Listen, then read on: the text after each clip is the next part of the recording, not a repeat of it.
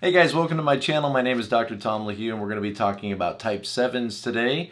And the title of this video is, Hey Type 7s, Less is More.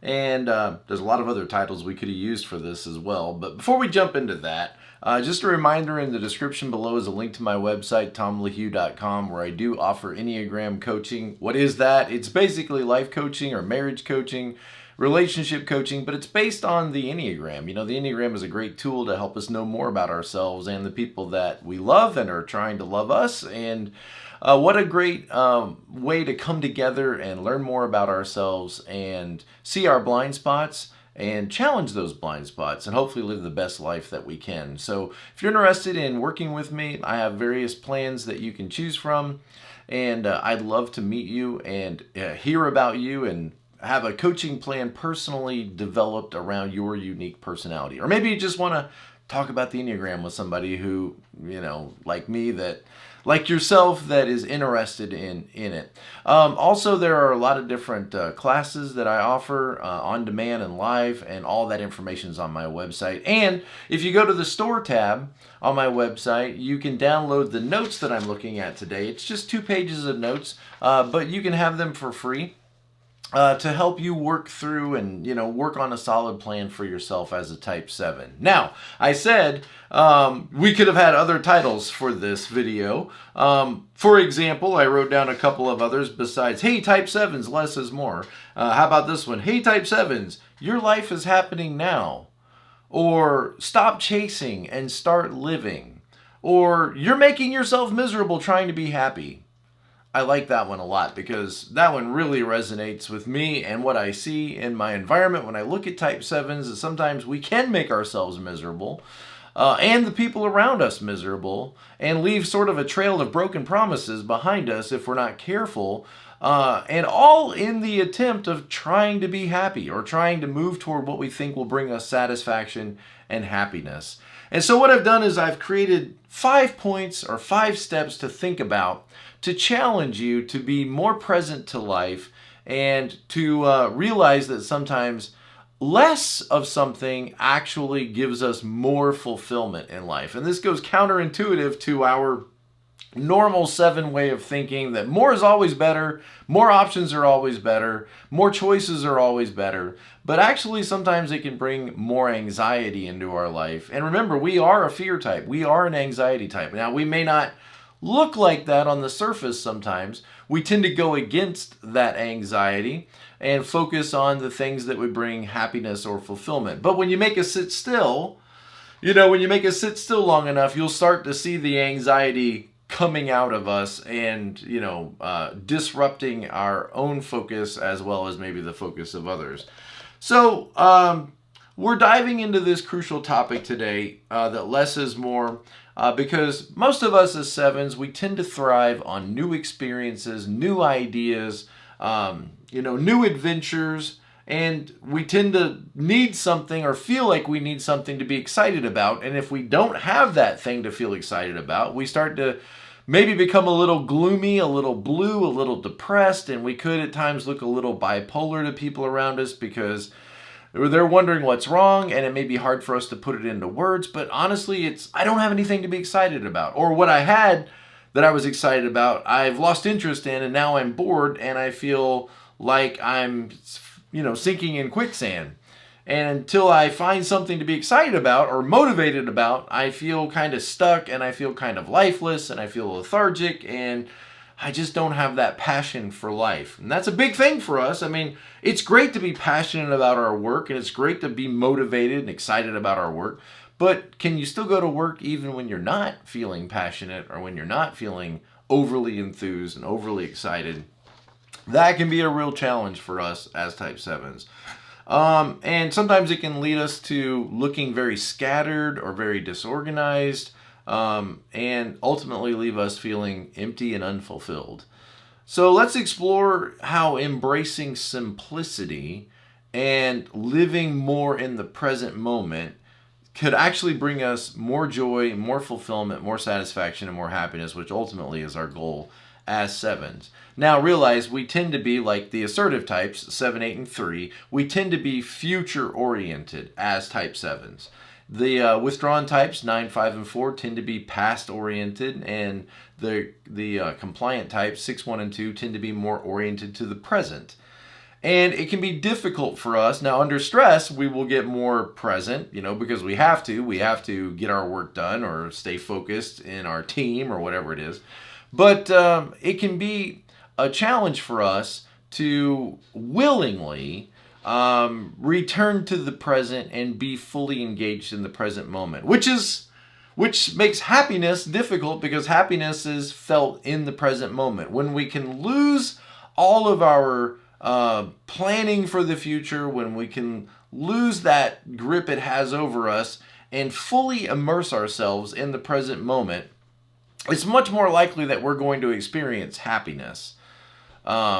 And real, fulfillment and joy and happiness when we allow ourselves to let go of our future dreams, our future plans for a moment, and fully engage in whatever we're doing right in the moment. It's in those moments that we feel most excited, most fulfilled, but it can be very challenging for us as 7s to be fully engaged in the present moment. So the first point of these 5 points is to try to embrace the present moment more, to try to live more in the present moment. This can be a big challenge for us because we often have like a dreaming, planning, what's next, mentality of, even when we're on vacation, we may find ourselves thinking about and planning our next adventure or our next vacation and finding it difficult to fully immerse ourselves in the moment that we're in right now. Or maybe thinking about, what are we doing tomorrow? Or what are we doing the next day? And what if it rains? And so we're caught up wondering and thinking and talking and dreaming about what's going to happen tomorrow, that we aren't fully present to enjoy the full experiences of today. So this, could be called mindfulness or practicing mindfulness. I have a couple of really great magazines and some books, but a couple of really great magazines about mindfulness that I've looked at over the years and have been meaningful to me. Also, there's one of these magazines about the science of happiness. Really encouraging and really helpful. Just reminds us that, most of us tend to delay happiness because we focus on getting our tasks done, and we think, well, when I get this accomplishment or when I finish this work, then I'll feel happy, then I'll feel content. But often we just trade new goals for old goals, and we delay gratification and delay happiness and have a really hard time slowing down to really celebrate or just even think about this word play. We work at things. We go to work and we work in our teams and we work on our projects. And there's very little room in our life for play. And I think as 7s, we might want to recapture this idea or this sense of playing well with others or playing at what we're doing and inviting other people into that space. I know it sounds a little corny, but sometimes you need to hear something like that to disrupt your normal pattern or way of thinking, but to really be present in the moment and play in the moment and play well with others and have a good time. I love this quote from Steve Carell, Michael Scott on The Office. Steve Carell, I think, is a 7. I know some people say he's a 2, and I get that, but a lot of times counter 7s do look like 2s, and he may very well be a counter 7 like myself. But I love this quote. He says, "Nothing to me feels as good as laughing incredibly hard." And what are you laughing about? When you do find yourself in those moments of, true joy where you're laughing, it's usually about something that's going on right in the present. It's not usually about something in the future. It could be about the past, but typically it's something going on right there in the moment that you're allowing yourself to find humor in. And again, I think it can be difficult in our culture to be fully present.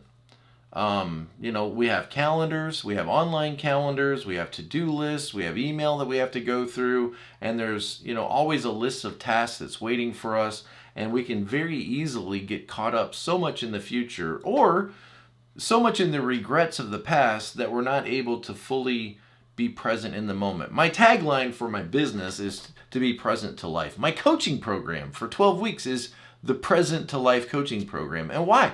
Why did that come to me? Why was that?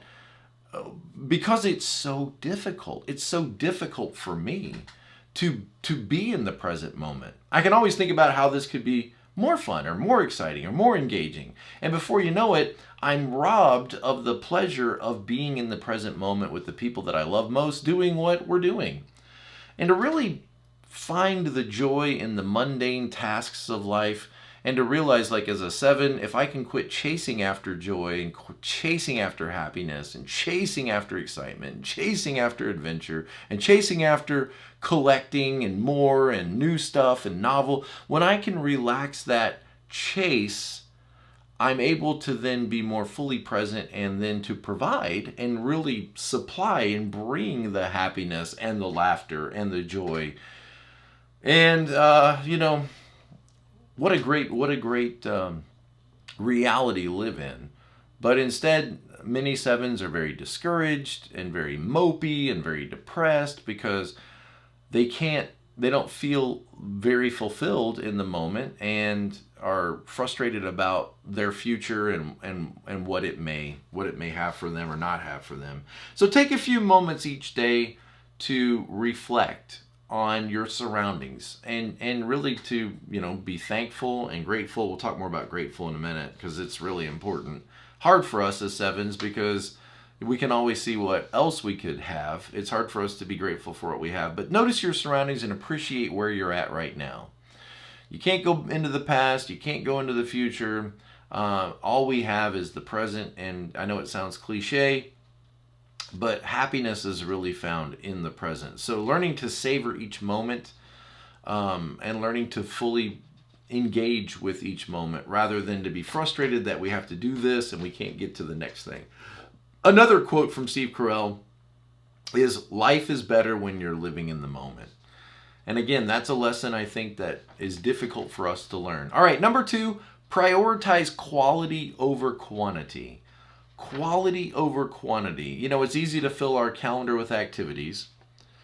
And sometimes 7s double book their calendar because they're not sure what they want to do yet. And so we say yes to the concert and also yes to the football game, knowing that we're not going to be able to do both, but thinking that somehow we might magically be able to splinter ourselves and do both of these things. And then when it gets up to that moment, we may feel like, I don't really want to do either one of those. Sorry, I got to bail. Sorry, it's not going to work out for me. And that's what I mean about leaving that trail of broken promises, because we might overcommit ourselves because I can't sit at home and do nothing. What would I do? I have to have something, on my schedule all the time, or I'm going to feel anxiety, I'm going to feel panic, I'm going to feel frustrated. And so we might really overfill our schedule, or, conversely, we might have some anxiety about actually putting things on our calendar because now we feel like we're committed and locked in to this agenda. And what if we don't want to follow through on that and we've given our commitment to people? And so that can make us resist putting things on our calendar. What a conundrum we live in. We want our days filled and packed with exciting adventures, but I'm scared to put these things on the calendar because I'll feel then restrained and locked in and committed. When you try to explain this to the other person who's not a 7, they're probably going to think we sound a little crazy. There is a certain craziness in every one of these Enneagram types, and I think maybe as I'm explaining this, I'm sort of confronted with my own craziness a little bit.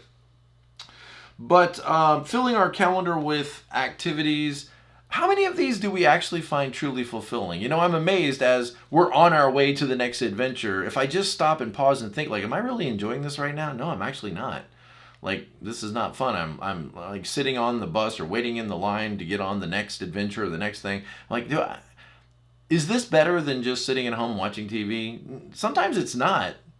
But notice how addicted we become to doing stuff and going places and seeking out the next, or buying and purchasing stuff.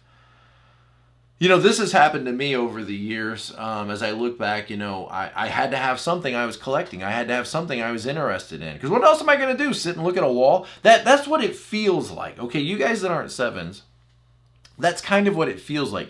If I don't have this thing I'm learning about, if I don't have this thing that I'm studying or collecting or buying or searching through the catalogs or the online stores, if I'm not doing that, what would I do? I guess I would sit and just look at a wall.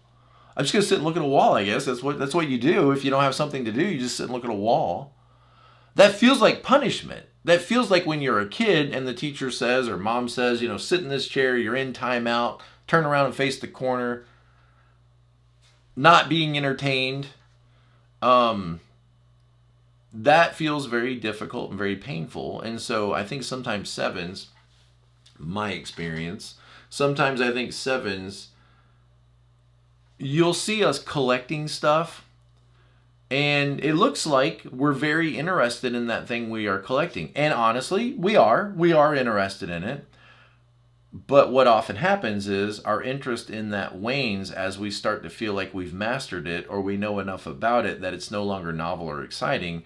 And we might all of a sudden on a dime turn away from this collection of things that we were so passionate about, so into, so interested in, and then completely walk away from that and start a brand new collection of something else. We may be all about fishing, and so we're going to buy fishing poles, and we're going to watch videos about fishing. We're going to maybe want to buy a boat, and then before you know it, we're spending a lot of money. We're buying fishing magazines, and everything is about fishing, and we're wearing all the clothes, that I don't even know what. I live in Daytona Beach, but I'm not into fishing. But, we're wearing all of the clothes that you wear to show everybody that you're into fishing. And then a year later, somebody asks us, hey, how's the fishing going? Oh, yeah, I'm not really into that anymore. And now what are you into? And notice, if you don't have that thing that you're into, how do you feel? You're probably going to feel depressed. You're probably going to feel discouraged. You're going to feel like something's wrong. You're going to feel hopeless. You're like Jack Skellington walking around, boring Halloween town, boring Halloween town. Oh, what's this? Christmas? What's this? And if we don't have that, what's this? We start to get kind of gloomy and sad, and you may very well live with a sad 7. And you're like, wow, I read all this stuff about 7s being fun, 7s being lighthearted, 7s being excited. My 7 is like bored and sad and mopey and depressed and gloomy, and then they have these manic moments, but then it's followed by this depressed state. What's going on? Help me, Tom. I don't understand. Okay. Notice there's something within that 7 mindset, that 7 psyche that says, I need something to be excited about, or there's something wrong. And I think that, 1s, for example, they don't necessarily think that I have to go to work I have to be excited to go to work. 9s, I don't have to be excited to go to work. I'm just doing my job. You just show up and you do your job. You don't have to be excited about it. And if you need to get excited about it, get excited about it. Find something in the job to get excited about. And I think 7s are more like, no, if I'm not excited about it, how could I focus my attention on it? I can't. How could I pursue this? How could I invest myself into something that's lame and boring and tedious and no thank you. I have this responsibility to move toward what I feel excited about, which can be very dangerous. It can be very dangerous. It can move you toward shiny, glittery things that are poisonous and toxic, and away from the things that are most sustaining and fulfilling in life, from stable things or people in your life. And, okay, so one of the things that I've been interested in over the years is, I know it sounds stupid, but men's fragrances. Yeah, like this. This is what I'm wearing today. Spice Bomb, Victor and Rolf Infrared Eau de Parfum. Okay, so this kind of stuff, all right? It's kind of like a hobby. And I've been interested in it for about 15 years. I watch videos on YouTube about it, reviews of it, and I limit myself, which is another one of the points we're going to talk about, decluttering and all that. But realize that, as I watch videos about guys that collect fragrances, sometimes they will have 300, 400, 500 fragrances at $100 a bottle. And that's a lot of fragrances. I mean, how many can you really wear at a time? 1, maybe 2, which starts to get weird, right? You can only enjoy 1 at a time. But notice like this tendency in myself and in other 7s, because most of these guys reviewing fragrances are either 7s who are collecting, sampling, purchasing, ordering, excitement, open, sample, smell, this is great, or they're 3s who are very interested in impressing others and putting their best foot forward. You can tell the difference because the 3s are often wearing suits in the videos and the 7s look like me. But what I notice is, wow, you have like a wall of fragrances behind you. That's one way to experience fragrances, is to sample them and have a wall of them. There's a certain anxiety that comes every morning from which one of these am I going to wear. But think about the person who has one fragrance. You know, the guy that's wearing Old Spice. The guy that's wearing, whatever, Adidas or whatever, that cheap cool water that, is at Walmart. The guy that has one fragrance also has an experience. And his experience might be, in some ways, better, more fulfilling, and much simpler than the person who has 500 very expensive, niche, exclusive, unusual, interesting fragrances. But you see, it's not really about the fragrance. It's not really about the hobby. It's about the excitement of something new. It's about learning more than you knew yesterday and diving into something that keeps the focus of your attention. And our sin is gluttony. So when is enough enough? Well, it's never enough until you realize this and decide, I need to make this enough because, I'm spending a lot of time, I'm spending a lot of money, I'm spending a lot of energy on stuff that I really can't justify as a need or a necessity in any way. So learning to focus on fewer things with greater intention becomes a real challenge for us, but can be very helpful for us. Choosing activities, experiences, or limiting our purchasing of things to what I truly love and truly enjoy, and learning to enjoy the things I have rather than finding new things that I enjoy that now I need to have, now I need to purchase. Prioritizing quality over quantity is one way to lead to deeper satisfaction and also to maybe limit some burnout. Let me just say it this way. Too much can become too much. Too much of anything can become too much. I saw a guy that's a 7 on YouTube the other day, and he collects baseball hats. And you would think, okay, right? So, okay, he's going to have 2 or 3 baseball hats. He's going to have, the football team he likes, and he's going to have the baseball team he likes, and maybe the basketball team he likes. No. This guy's a 7, right? So what do you think's going to happen?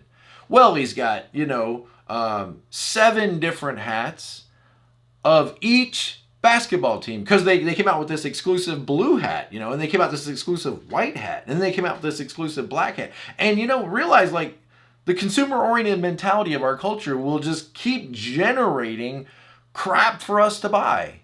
There's no end to it. And look, I've got to get the blue one, I've got to get the green one, I've got to get the red one. Oh, I missed the yellow one. I'm going to go on eBay and get the yellow one. And before you know it, you literally have a closet with every hat from every team imaginable. And minor leagues. Oh, I got to get the minor league hats. Oh, I got to get the grapefruit league hats. I got to get and then look, before you know it, your life is, you're cluttered. And see, this is the point. You are experiencing hats, a different one every day. Hat of the day, fragrance of the day. What about the guy who has one hat? See how simple that is? One hat that he loves. One hat that goes with him everywhere. When he wants a hat, he puts on his hat. It's so simple, it's so easy, and I'm telling you that I think that guy might have a better experience than the person who has 400 hats. Again, if people outside of our type look at this, they might think, you're crazy. You have 400 baseball caps and football caps and $30 a piece? Oh, this one was an exclusive. This one's $70. People are going to think and there's going to be probably some level of embarrassment or shame associated with all of this collecting of stuff. Do you remember Ariel in her grotto? I've got gadgets and gizmos aplenty. I've got who's its and what's its galore. Thingamabobs? I got 20. But who cares? And see, this is what eventually happens to the 7. Who cares? I want more. And so, the defense mechanism of 7s, remember I did a video about it on The defense mechanism of 7s is justification. We will justify whatever we want to buy. We will justify whatever we want to do. And when somebody in our life, wifey, or somebody in our life says, oh my gosh, you're getting another one of those, watch this. We're either going to get angry or we're going to get depressed, but we're definitely somewhere inside angry, resentful, mad, disappointed. And then we'll think they're the problem for challenging our gluttony. No, the gluttony is the problem. The reason you're feeling this way is because you're a 7. You're a 7 feeling like, I need something else outside of me to be okay. I need something new. I need something novel. I need the next in line. I have the blue, the red, the green. Now I need the brown. And once I get the brown, then I'll be happy. No, you won't. You won't be happy. Be happy now. Be happy right now. Yeah. Remember Abraham Lincoln? He said, I think people are as happy as they choose to be. Ouch. Ouch. Well, if I just had this thing, then I'd be happy. But what we find is ourselves are more like Mick Jagger. I can't get no satisfaction. I try, but I can't get no satisfaction. Wow, Tom, you're so corny. You're so corny. All right, so we have number 1, embrace the present moment. Number 2, prioritize quality over quantity. Number 3, declutter your life. Declutter your life. So if you have, 400 baseball hats or 300 men's fragrances or, whatever it is you're into, 14 fishing poles, 12 electric guitars. I'm telling you, this is, if you live with a 7, you know what I'm talking about. I'm not crazy. This is what happens. How many fishing poles can you use? Well, I don't know. I would think 1, maybe 2, maybe 2. Why do you need 14? Why do you need 15? Why do you need 20? Okay, declutter your life. What if you went into your little collection and you said, I don't use all this. I don't even really like all of this. What is going on inside of me that makes me feel like I need to amass and I need to acquire? Oh, it's gluttony. I might feel a lot better if I start letting some of this stuff go.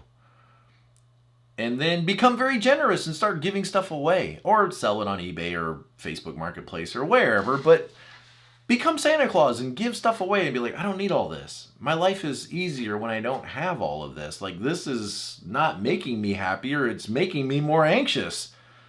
Because now when I go on a fishing trip, instead of just grabbing my fishing pole and grabbing my 1 hat, I got to decide between 300 hats. And then I got to decide between 300 fragrances. And then I got to decide between 14 different fishing poles. What if you just had 1 or 2 that you really loved, that you really understood, that you really cared about? Well, I might be missing out. You will be missing out. But notice, when you sample everything, you're missing out on the experience of owning and loving anything. Think about Solomon the king, right? He had 1,000 wives. 1,000 wives? 1,000. 1,000. Did he love any of them? Okay. Declutter your life, physically and mentally. Clutter can become overwhelming. Take time to declutter your space. So, I would say minimalism tends to be like the realm of the 5s. When I watch videos on YouTube about minimalism, a lot of times those guys are 5s. Now, the people that declutter often are 1s. They go through and, no, you don't need this, you don't need that, you don't need this. Or sometimes 8s, that kind of like, But minimalism, stoicism, that's kind of the world of the 5. And remember, 7s integrate to 5. So part of our path to integration may very well include something like this. Like, I need to go through my stuff and I need to let some stuff go. I need to start reducing. I need to start minimizing. We think that I need something more to be happy. You might need to get rid of some stuff to really be happy.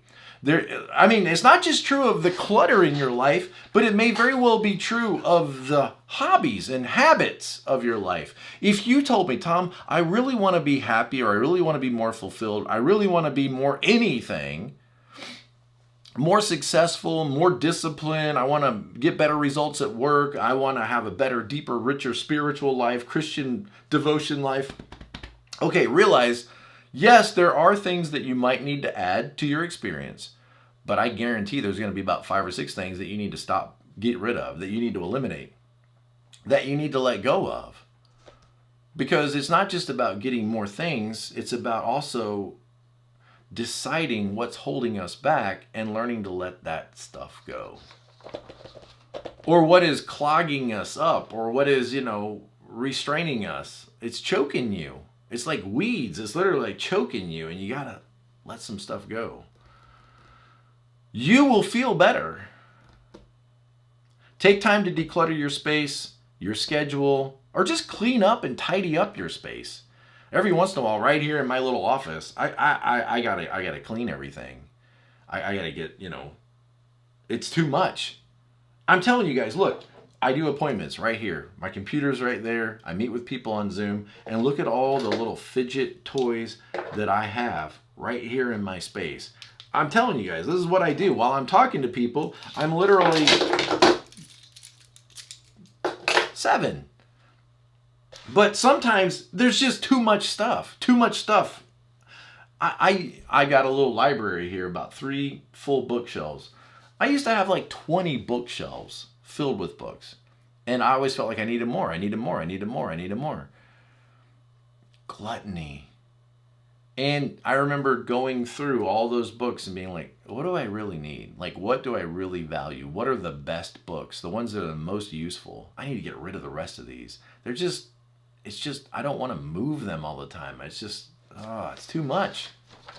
Declutter. So I'm telling you from experience, I've had to learn to declutter. And every once in a while in my closet, I'll go through and I'll just be like, I don't wear this. I just don't wear it. It was a great idea when I bought it. I thought it was going to be funny. I thought it was going to be cute. I thought it was going to be cool, I don't mean cute like, oh, you're cute. I mean cute like, it's witty. It's got a funny statement on it. Or it's Tom and Jerry, or Scooby-Doo, my favorite.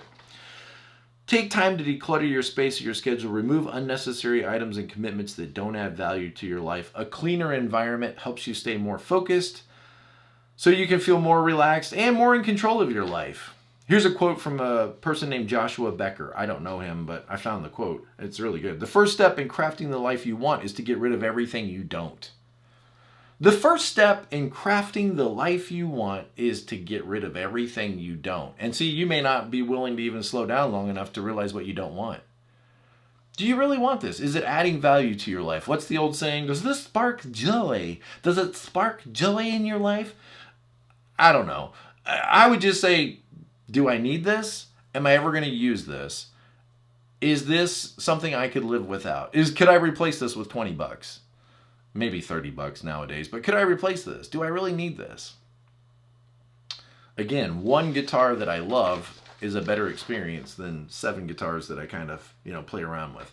Number 4, set boundaries. Set some good boundaries. Again, boundaries is the world of 5s.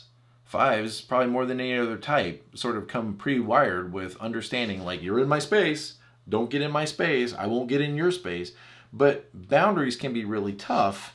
And some of the boundaries that you might have to learn to set for yourself is, how much money is healthy for me to be spending on these hobbies? How much money is healthy for me to be spending on fishing poles, guitars, concerts, Disney World? How much money can I feel good about? Can I feel happy about? Am I not embarrassed to share with somebody else? Because I'm telling you guys, that fire starts to burn within you, and then you're off to the store to buy the next thing. Off to the, back on your social media, back on Amazon, back on your Walmart cart, filling stuff up. That tells you everything you need to know about me, doesn't it? Amazon, Walmart. I wish I had something better, like I was at Macy's, or I'm on, Dillard's, I'm not. Okay, so set boundaries. Learn to say no to activity, or even Bass Pro Shop. No. Commitments that don't align with your values or goals. Set boundaries that will help you protect your time and energy, allowing you to invest your time in what truly matters most. And realize it's okay to miss things. You're going to miss stuff. You can't do it all. You can't possibly do it all. You're going to exhaust yourself and wear yourself out trying to make yourself happy. And you're just going to end up being frustrated, tired, exhausted, angry, depleted. And decide how much is okay to spend. Decide how many nights do I really need to go out every week. Decide how much television is okay to watch. And then put some boundaries in place and kind of go to that one willingly and limit yourself. Comply, that sixth wing, that one complying with the needs of your environment. And is there anything that you need to be doing right now that you're not doing? Ask yourself that. Is there anything I really need to be doing? Why am I doing this when I need to be doing something else? And then number 5, last one, reflect and appreciate. Take time to slow down and reflect. We're always looking forward. Take time to look back. Look into the past. I challenge you as a 7, sit down with a photo album. What's a photo album? Sit down with your iPad with your photos from the past and just let yourself go back there. Let yourself feel the bittersweet of the past, of those people that you love that are gone now, or those relationships that have changed over time, your kids growing up. Let yourself go back there and just be grateful. Be thankful for the life you have, for all the experiences that you have, for all the accomplishments that you have. Go back and let yourself be grateful and thankful. And I'm telling you, gratitude, it's like the cure for gluttony. Gratitude. And it's so hard sometimes for us to be grateful for what we have. And to thank God and thank our family or thank, the Lord for the 1 or 2 things when I can see the 10 I don't have. Gratitude is just such a beautiful thing for 7s. And when we have gratitude, let me tell you what you're going to have. You're going to have joy. Joy is what we bring into this world. Joy and inspiration. 7s bring joy and excitement and inspiration and enthusiasm and passion and positivity. We bring so many beautiful, wonderful things into the world when we can stop chasing excitement and happiness and thrill and adventure. I mean, we can become so focused on attaining it that we just never can supply it. When we can push back a little bit on this dragon that's chasing us of gluttony, and gratitude is one of the best ways to really push back. You say, how do you work on gratitude? Well, get out a pen and paper and just start writing down all the things you're thankful for. Or keep a journal and start being more mindful about the things in your life that are good. Maybe pray about it or talk about it. Just sit somebody down, find a 9 that'll sit and listen to you, and sit them down and just say, hey, I need to talk for a minute about all the things I'm thankful for. I'm telling you, you probably don't do this as a habit. So what's the conclusion? Here's a quote from Aesop. Gratitude turns what we have...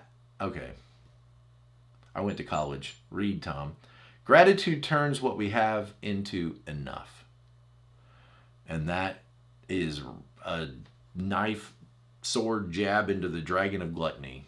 Gratitude turns what we have into enough. Remember, type 7s, less can really be more. By embracing the present, prioritizing quality, decluttering your life, setting healthy boundaries, and reflecting on your experiences, you will find deeper joy and fulfillment. If you need some help with all this, reach out to me. Go to my website, tomlahue.com. Book a single session. You can book 1 session and we can talk about it, and then you can decide if you want to do the Present to Life coaching program, or maybe you want to take one of my classes, whatever I can do to help you. I'm here for you. I get it. I'm a 7. I understand. The struggle is real. All right, guys, see you next time. And as always, be present to life. Be present to life.